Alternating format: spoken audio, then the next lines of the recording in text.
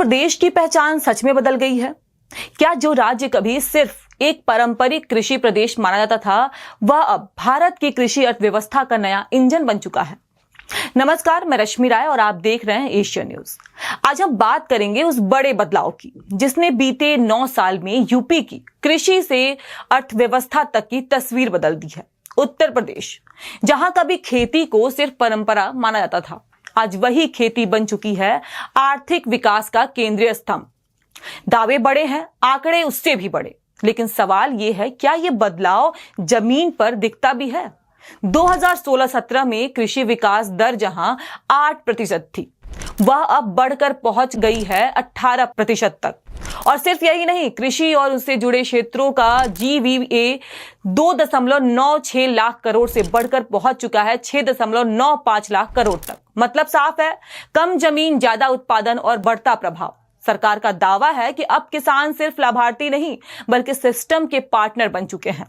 3 करोड़ से ज्यादा किसानों को डीबीटी से सीधा पैसा, 99,000 करोड़ से अधिक ट्रांसफर और 86 लाख किसानों का ऋण माफ हो चुका है। यही नहीं, गन्ना और एथनॉल यूपी का नया पावर हाउस बन गया है।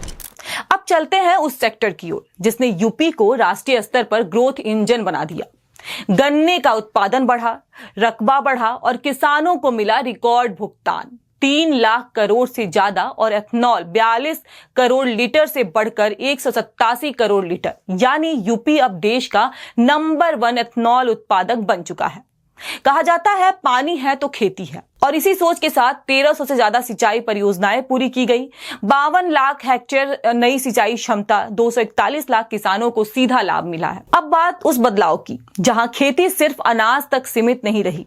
बागवानी आय 41,000 करोड़ से बढ़कर 1.25 लाख करोड़, निर्यात 400 करोड़ से बढ़कर 1700 करोड़, आम, आलू, मटर और आंवला में यूपी नंबर 1। तो क्या यूपी बन चुका है भारत का नया कृषि एक्सपोर्ट हब?